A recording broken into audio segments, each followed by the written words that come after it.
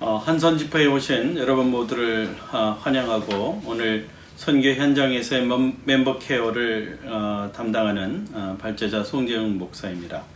최근 들어서 한국 선교 전반에 걸쳐 논의되는 이슈 중 하나는 선교사 멤버 케어의 문제가 아닐까 생각이 되어집니다. 한국 교회가 이제 한 세대를 넘어가는 시점에서 선교사 파송 중심에서 이제 서서히 사역 현장에서의 문제점과 그리고 그 이슈 중 하나인 선교사 멤버 케어에 대한 문제들을 논의한다는 사실은 매우 의미 있는 일이라 생각이 되어집니다. 얼마 전 보내는 자로서의 섬김 서빙 에즈 샌더의 저자인 닐 피룰러는 멤버 케어에 대한 이야기를 하면서 네 가지 수준의 멤버 케어를 이야기를 했습니다. 선교단체, 에이전시 레벨, 교회, 처치 레벨, 개인, 퍼스널 레벨, 그리고 위기 수준의 멤버 케어를 이야기했습니다.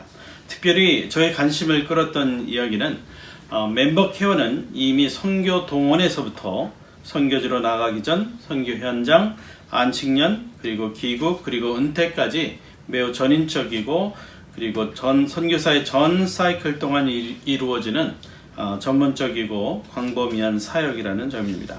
오늘 발제자에게 주어진 선교 현장에서의 멤버 케어의 주제는 몇 가지 부분에서 우리가 논의할 부분이 있다고 생각이 되어집니다. 첫 번째는 선교 단체는 현장에서 멤버 케어 시스템을 갖추어야 한다는 것입니다.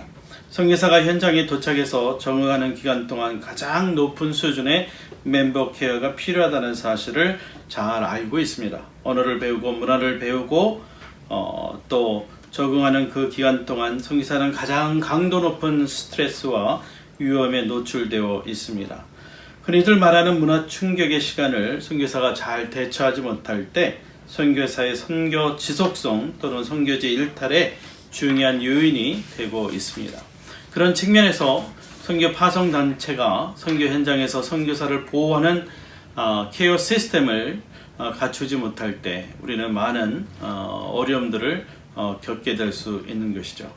현장에 팀의 구조를 갖춘 단체라면 더더욱 이런 시스템을 가동할 수 있지만 그렇지 못한 소규모의 독립 선교 단체들이라 할지라도 타 단체와의 연합과 협력을 통해서 이러한 시스템을 구축할 수 있도록 해야 할 것입니다.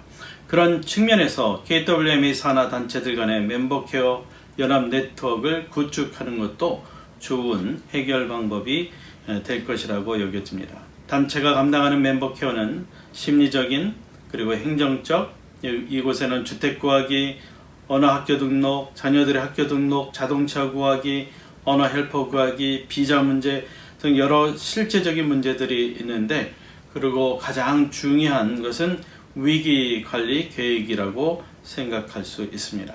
최근 들어서 코로나 상황과 인도, 중국 등을 시점으로 한 시발로 한 추방과 같은 상황 속에서 얼마나 이 현장에서의 즉각적인 현장 케어 시스템이 필요한지를 우리는 절감하고 있습니다.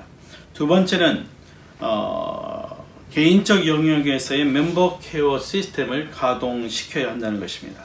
급변한 선교지 상황에서 멤버 케어의 최초의 시작은 선교사 개인에서부터 시작되어야 한다는 것입니다. 마치 가정에 응급 구급약이 비치되어 있는 것처럼 또 응급 소방 시설이 있는지 없는지에 따라서 사고 발생 시 재빠른 대처가 이루어질 수 있는 것처럼 가장 중요한 멤버 케어의 당사자는 선교사 자신이어야 한다는 것입니다.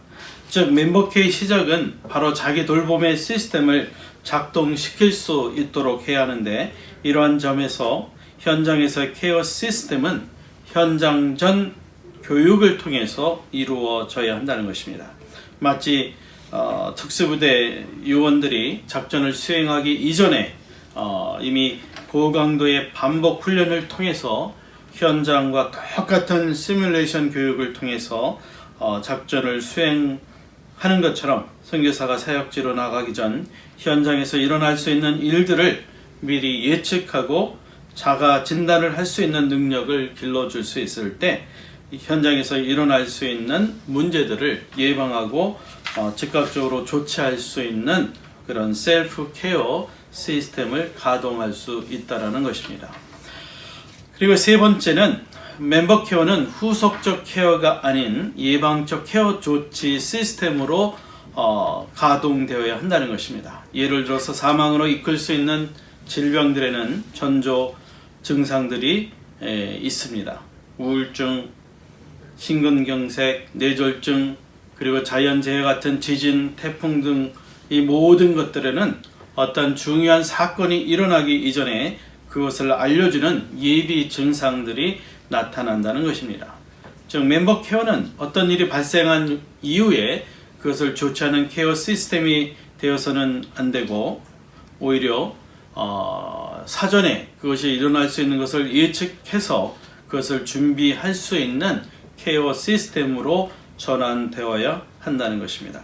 복음을 전하는 한 선교사가 한 문화권에서 효과적인 사역을 하는 데는 5년에서 10년의 시간이 소요됩니다. 그리고 선교사가 현장에 들어가기 전에도 막대한 시간이 소요되어집니다. 그야말로 잃어버리기에는 너무나 아까운 존재들입니다. 이제 한국 선교는 이제 한 사람의 선교사가 얼마나 소중한 존재인가를 생각하고 닐 페를로가 이야기한 것처럼 선교단체, 교회 그리고 개인이 하나가 돼서 선교지에서 최상의 상황에서 하나님이 원하시는 선교의 열매를 맺을 수 있도록 전방위적인 네트워크 시스템을 구축하는 새로운 선교 멤버 케어 시스템을 구축하는 그런 새로운 선교 시대를 열어야 할 것이라고 여겨집니다. 감사합니다.